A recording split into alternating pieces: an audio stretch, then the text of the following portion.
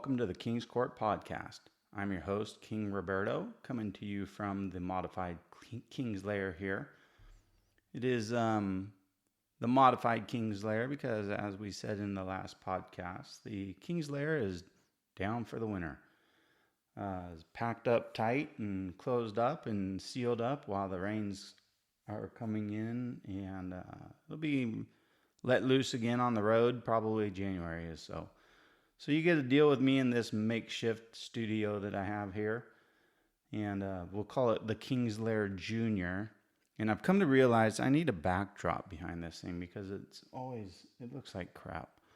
So thinking I need to make up like a banner or something like we did in kids when they were playing soccer, but something along those lines definitely needs to happen. So we are in episode 9 here, and episode 9 is called Wild Chapters. Now, I'm not talking about wild chapters like out hunting or in the field or anything like this. This is a little bit of the history of King Roberto's wild side. A little bit, because there's some stuff that I'm just not going to tell you because it's classified. You know, I could tell you, but I have to kill you. It's just how it works. But, you know, imagine you're remembering the last podcast that I had, which by the way, the last podcast was probably one of my most well-received podcasts so far. So I'm feeling pretty good about the whole podcast thing right now. I feel like I'm getting better, making progress, and we might be going somewhere. So who knows? I mean, they're trying to get me to monetize it, and everybody thinks that I can make a killing doing this podcast business, but really not doing it for the money, never have been. So I just keep deleting the emails, but every email is like, oh, how many people can find your podcast? Did you know that you can make $1 million on a podcast and all this other stuff? Look, Pepsi isn't coming to my door, so you don't see me here drinking a Pepsi, or I'm not out there repping the Pepsi brand name. There's no Coke, Coca-Cola, no Pepsi, nothing like that. I am not getting rich doing a podcast. But as you can imagine, it's fun to keep going here and, you know, build a little bit of the history of King Roberto and the legacy there, and hopes that somebody somewhere is listening to it. I will say the downloads of the podcast this week were better than they have been for any of the other episodes. So it's promising. A couple of YouTube viewers, but I know who most of those people are. But I think there's a couple of that I don't know. So, you know, my 20 or so fans, you know, let's get it up to 50. Spread the word. The King Roberto's podcast doesn't suck as bad as it did last week. So yeah, but yeah, it still sucks. Anyways, on to this episode here. As you remember, during the last podcast, we talked about the young King Roberto and the altar boy King Roberto. And that was my upbringing, right? All the way through 6th grade into 7th grade until I was corrupted by the public school system. Well, the 6 years of public school system didn't really corrupt me that bad, because when I graduated high school, I was still pretty naive, and I see it now when I have, you know, years of life to look back on. It's like, damn, I didn't know anything. But I don't think I can say that. Oops, sorry, Sammy. Anyways, yeah, that was me. And when I was growing up, in the Catholic school years, I was in 6th grade. I didn't know anything. I was 11, 12 years old. 7th to 8th grade, I still didn't know anything. I didn't know what I didn't know. 9th to 12th grade, I got a little bit educated about life, but I was still pretty straight and narrow. I was the goody two-shoes of the family, for sure. I did not throw parties when I was in high school. I did not go to parties when I was in high school. You know, I was pretty straight-laced for the most part. Now, I had my friends, and I was introduced to the value of friendship, you know, in those formative years, in those junior high and high school years, and some of my best friends are still with me today, and I'll forever be grateful for the time that we spent together.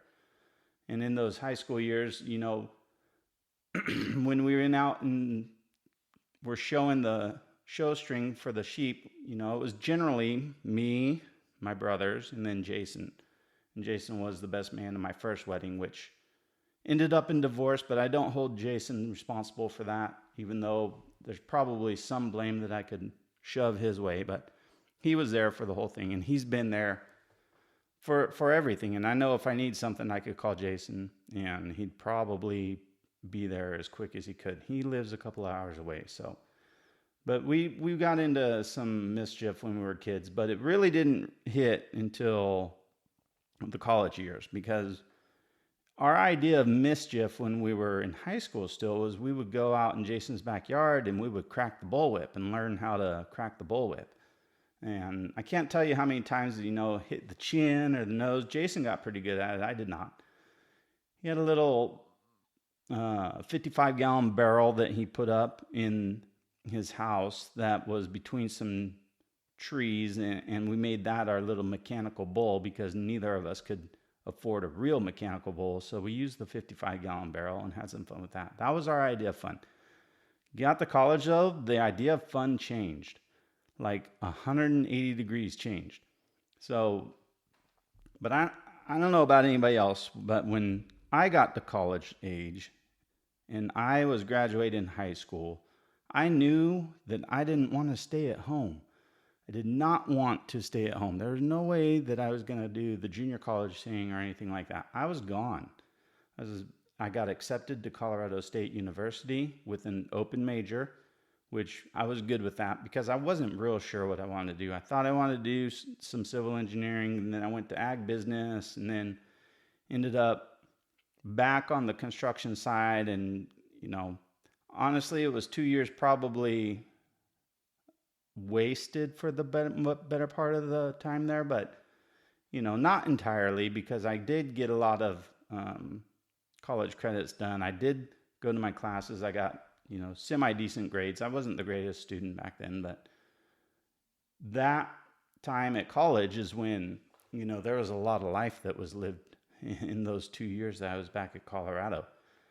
And for me, looking back on it now, I realize that a lot of people don't get that college experience. They don't get that time to live on their own. My parents were 18 when they got married, and they had me when they were 20.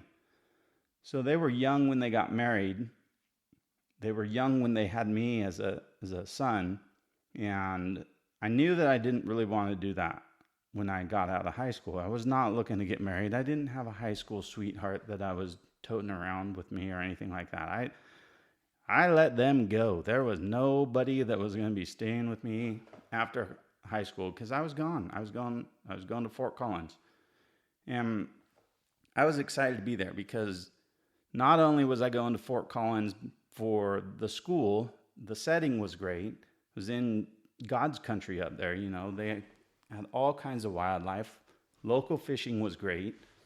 And I had close access to some of the best ski resorts in the world. So I was, everywhere that I sliced it, this was a home run for me. So I got back there, and the first year I was there, I was in the dorms, which everybody was back then. And the first year you had to go to the dorms. Everybody does that now still. I've put, my son went to college, and he went to UNR, and his first year he was in the dorms. Now it was a little bit different for him than it was for me because it was COVID in the dorms for him versus me. I was free when I was in the dorms. But there's a lot of similarities between the college lifestyle that he lived and kind of the one that I lived. Now, he took the college lifestyle to a whole different level that I did not get to, but I did not know a lot of stuff when I went to college. And so, because when I went back there, my roommate was assigned to me, and we had talked a couple times on the telephone. You had to call him back then. We weren't emailing anybody because we didn't have email yet. This is 1993. So email was in its infancy, and we talked on the telephone, and we met in person, I think one time when we went to orientation or something like that. there was no get to know you phase. And he, in my dorm, because I brought my PC with me to college, I got put in Ingersoll Hall back in Fort Collins at CSU. And that was the computer dorm. I was on the computer floor with all the nerds. And that wasn't necessarily my jam, but I didn't know any better and I didn't really care, but it was definitely not his jam either. So we were both, kind of more on the outgoing, outdoorsy, sports athletic type side of things, and a lot of people on our floor were not. But what we did connect on was the skiing team, the skiing and the stuff like that. We were able to talk a lot about that and sports and everything else. He was a big time Broncos fan, being from Colorado back there. I was a Colts fan, and we had, our back and forth about that. We didn't necessarily ever see eye to eye because I couldn't stand John Elway, but he knew people that were in the Greek life and the fraternities. And for me, that was my first experience to what Rush Week was. And I didn't rush at any fraternities, but the fraternities around campus had a lot of parties going on during Rush Week. And if you've been to a college campus and you've been to the frats, or if you've been to a frat party, you know what happens there. There's a lot of alcohol and a lot of shenanigans that goes on. Now, I was not partaking in the shenanigans so much, but the alcohol part, when I got to college the first time and I went to my first party ever with alcohol involved, I did not know any better because I was, as I said, I was a Catholic altar boy until about 6th grade. I didn't really do anything bad in high school. We didn't drink beers or anything like that. We weren't doing that stuff. We were doing, the good old boy stuff. Driving our trucks too fast or riding dirt bikes or something like that. It was not drinking. It was not doing the party thing. That was not my gig. But when he got to college, the frat parties were there. And so my first couple of weeks of school were a few frat parties.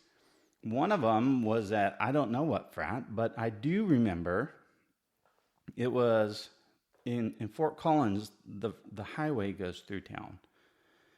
And I didn't drive my truck anywhere back there. Everywhere on campus was ride a bike or walk because the dorms were there on campus. So we walked to the parties. And the most memorable one that I remember going to the party. I remember being with my roommate Mike back there, and we were having a good time, and we got separated. But there were a couple other guys from the floor of the dorm that were with us, and we all kind of stuck together. But Mike and I kind of were roommates, so we kind of kept an eye on each other a little bit. But we got separated, and I don't remember getting home that night. From the frat house to the dorm, I don't remember that walk. And it was a good 3/4 of a mile, maybe a mile walk across a highway that had traffic lights. Thank God. I mean, it wasn't like you're Frogger out there, jumping across the freeway like you're a frog or anything like that. But it was insane because there was so much of that going on the campus, Greek life during that Rush Week time. There were parties all over the place every night, it seemed like, and there was not a lot of studying that got done during that week. But after it settled down, made it home in one piece, and got back to the dorm, and sobered up the next day because it was the next day. It was late the next day, but that was pretty fun. Pretty fun time because I made some friends back there that I've lost connection with the guys from college. There were a couple that lived out here. One of them would drive back and forth with me because his family was in Columbia here, down in Northern California. But The other guy was from Southern California, and we ended up being roommates in the apartment the year after off Raintree Drive. That was a flash. That was a blast from the past that hit me the other day when something was what was the old address that you used to live at that they ask you on some of these verifications of employment or credit reports that they pull on you, or you got to submit something to the bank and they want to know if you're really who you are. And it was Raintree Drive, the apartments back there. And I did a Google map overlay of, what it used to be in 1993 versus what it is now, or 1994, I guess, 95. And it's grown a ton, but that was my introduction to college and the parties. I mean, once we left the dorms, we were off campus, so that didn't happen as much. On occasion we would go to a party. I learned to line dance back there. I learned how to two-step, how to waltz, how to do everything. I mean, I was the Willie Nelson song, mamas don't let your babies grow up to be cowboys. That was me. I was the guy that mamas weren't letting their babies grow up to be. That ended up being me, except I wasn't riding the bulls. I wasn't doing the rodeo scene. I didn't have a horse. But I was country, and I had boots, and I had the hat, and I had everything else that, mamas weren't letting their boys grow up to be. And I took that to heart when I had my kids. The rest of the song is make them be doctors or lawyers or such. Well, I've got one that is not a doctor per se, one that's a nurse, one that is probably smart enough to be a doctor, but she could also be a lawyer if she wanted to. And then the last one could be a lawyer for sure. He could charm a jury into seeing things his way, whether he was the defendant or the prosecutor. I have no doubt in my mind that he could be a lawyer. But anyways, all of them were raised not to be cowboys, but they ended up being cowboys to an extent anyways. The oldest one is madly in love with horses, and her daughter's in love with horses now. Forget all the concussions and everything else that's gone wrong with the horses. She's a cowgirl. The middle one never thought that she would end up as involved in ag now, but her and her husband got married, and she married into a whole bunch of cattle. So she's got that going for her. And then the youngest one, he's the hunting, fishing, loving everyday guy. And yeah, that's him. The Luke Bryan song is for sure him. Now, the other two kids are not cowboys. Their mama, who's my wife, did not raise them to be cowboys. So we got two of them that are definitely not cowboys. But they're not doctors and lawyers either. One might be a teacher, and one might be kind of a doctor-ish. More of a assistant, though, but not necessarily a doctor, which is good because they're all recession-proof type industries. But anyways, totally off topic there. Getting back onto it, the wild side there followed me around. I mean, I haven't ever thrown up from being drunk, except, this one time with Jason, of course, because all of my stories from back then are with Jason. Jason was the master of mischief. And I probably had a little bit to do with that with myself as well, being there with him. I can't necessarily blame him on everything, but there was never a bad idea between the two of us. Never, ever a bad idea. Hey, you want to go jump in the truck? Yeah, that sounds awesome. There was never a no. Are you out of your mind for driving that fast down the road? No, it was, yeah, that sounds like fun. We're going to go do that. And so, of course, Jason was a year behind me, and he went to Chico State. Well, you can imagine how that one is going to go. That story comes out with Jason and I going up to Chico State. And I don't remember what the heck I went up there for. It was just a weekend to visit him. But Jason knew where all of the party spots were. And we went to the bar downtown. I think it was multiple bars that night, but I just stayed at his house. I drove up for the night. It was a Saturday night. It might have been his birthday, but Jason pre-gamed. He was a poor college student, and I was a poor college student, so he made sure there was plenty of liquor at the house to pre-game a little bit. Went to the bars, and if I remember right, it was his parents' weekend because his mom was there, and she was dancing on the bars, dancing on the tables. Bonnie, will never forget that. And so Jason and I were there, and I think his older sister was there. I don't really remember, but that was the same thing where I had plenty to drink at the bar.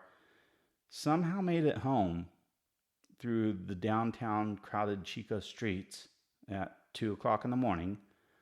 I mean, Jason was with me, but I can't exactly remember how that trip got home either. I mean, these are terrible, terrible stories to be telling, but it was so much fun back then because that's the night that I threw up in Jason's house on his carpet. And he was not happy about that because it was a rental house, but I didn't really care because I knew that it wasn't going to make it to the bathroom. So it was just on the floor right there. So that was the last time I threw up from being drunk. I think it might have been a time later with my first wife, but I don't know that I threw up. We just had lots of fun when we were together too. That leads to kind of where we were the last couple weeks. We had a birthday party that I did not get drunk at. We had the chili cook-off that I did not get drunk at. And we had another party with some friends last weekend that I did not get drunk at. So there's a lot of drinking to be done around here because that's the mama raised in to be a cowboy, but it has changed over the years for sure. There is no drinking during the week anymore around these parts, and it's usually reserved for one weekend night that you can have a drink. And usually it is a drink with a cigar. And most nights it's a Friday night, but with life lately, it's been a couple Saturday nights as well. But it's just a drink, one drink a week with a cigar. And it's evolved to that over years. I mean, you have kids, and let's face it, there's just some days you got to come home and kick back and relax and pour a drink. I was never a beer drinker, never been a beer drinker. I don't like it. It does not taste good to me, most of it. I will have one once in a while, but most of the time my drink is rum. And wouldn't you know it, but Jason introduced me to the best rum drink that I think I've ever made, and that is Malibu rum and Dr. Pepper. Thank you to Jason on that one, because Jason is the best bad influence that I know. But yeah, he got me hooked on that one when we were camping. It was too long ago. But we were up by Silver Lake, and we met out there, the kids and I did, and it rained on us that weekend. And I know sometimes the kids listen to the podcast, but if you remember when we went camping with Jason, it rained on the tent. And the tent was a piece of crap that we had back then, and it leaked, and it was wet inside, and we were on the hill, and it was all kinds of a mess when it was raining. But the good thing out of that weekend was the Malibu and Dr. Pepper drink. That was a great drink. So we had a couple of parties lately, and through the years of growing and living, you make friends, and some of our, the value of the friendships that come through getting together, having a chili cook-off and watching football for the afternoon, or, having a birthday party and everybody get together who appreciates you and enjoys you and celebrates you to be, we turned 50. My wife and I did. So it was a big deal for us to celebrate that. It is an accomplishment. I will tell you, when you get there, it's an accomplishment because you look back and you remember there was no way that I would have thought that I'd ever make it to 50 years old, or now that you're 50, you don't feel so old either. But, everything in moderation is really a true statement. And we'll go back to that because while I was, and I've seen it with my own kids, they all go through that phase, and that's the living life phase, getting the partying out of your system, the hard partying like that. And I know that my first wife missed out on that because we had kids right out the gate and we were very young, but I was older than her by 4 years. So I had 4 years of that, and she didn't get to experience that. And I know from a fact that was one of her regrets, that she didn't get to experience that part of life. And so I encouraged my kids to experience that part of life. Don't just go out and get yourself a house payment or something like that. Live a little bit. Live on your own. Learn what it means to live on your own. Make the mistakes that you can when you're young because they catch up to you when you're older. The cigars are kind of new in the last couple of years, and I blame my guys, the fantasy football guys, for that because they introduced me to them while we were golfing. And there are certain times and locations that smoking a cigar is okay. On the golf course with the boys, absolutely. In the backyard, by yourself on a Friday or Saturday night, I'm going to go with a yes on that. But usually they're more enjoyable when you're smoking a cigar with a friend who enjoys them as well. And that goes with on the golf course, you can drink a beer, you can drink a margarita. I might have been golfing on a golf course with somebody once who drove the cart down the side of the hill. Was not me driving, I was a passenger, but flipped the cart over while I was a passenger in it. I did not have too much to drink that day. That was definitely the driver of the cart, whose name we won't say on the podcast today, Roger. So, yeah, that happened. And thankfully, the king did not get injured. Luckily for me, that I did not get injured. That was the day that I probably had one of the best golf shots of my life, though, because it was a par 3, like 177 yards, and I stuck that ball like 4 feet from the pin. And it's not like I hadn't been drinking anything all day, but that was the best golf shot of my life. I've never hit a golf shot any better than that since that day. For whatever reason, golf is a sport that I do not get along with, but moving along, we're going to wrap it up here, and we'll throw in a little bit of a royal decree for you. And this week's is going to be a simple one. In the king's court, laughter's the law. Whiskey's optional, but moderation is royal. And that is 100% true. The last camping trip that we were on, I asked permission to have a glass of whiskey before dinner. And this is a different story for a different day. And I got told that it was okay. And all hell broke loose after that. Because I got permission, though. I was told that it was okay that I had a glass of whiskey before dinner. I had to cook dinner that night still, so it was a good time. But yeah, if you like the podcast, hit the subscribe button, hit the like button, however you get your podcasts. It could be iHeart or Apple Podcasts or Spotify, or I don't know. There's so many of them I can't keep up with them. But I publish it to the Buzzsprout site, and then it connects to all the other sites, and it sends it out. And it keeps track of the downloads and everything. So by far, the last one was the best one so far. And I'm hoping that they continue to get better and grow on the audience, and hope you like them. I didn't get any emails from anybody between this podcast and the last one, so I am heartbroken. I am devastated. My wife says she would send me an email that said something to the effect of, "Hey, your wife sounds amazing. She's probably the most important person that you talk about on the podcast, and can we hear more about her?" But I did not get that email, so no, we cannot talk about her anymore. Of course, if my children were listening to the podcast and they would send me an email and say, "Your kids sound like the best kids ever. Tell me more about them," I might tell them more about them, but I don't get those emails either. So somebody should send me an email or a message on Instagram or X, because that's where I'm at. I'm on Instagram, I'm on X, I'm on YouTube, and I'm on email. Find it. It's on the screen if you're on YouTube. I'll put it in the description of the podcast so that you can send me an email there if you download it and you read the description of the podcast on whatever site you're getting it from. So send me a shout. Tell me how we're doing, whether you hate it, whether you love it. Please don't send me an email that says you need to stop drinking. Hello? That is old news. That has all stopped. But yeah, definitely, everything in moderation. The royal decree is the perfect way to say it. Everything in moderation. So in the king's court, laughter is the law, whiskey's optional, but moderation is royal. So don't listen to this podcast and say, "King Roberto says it's great to get drunk all the time." No, it's not what I said. That's what I did.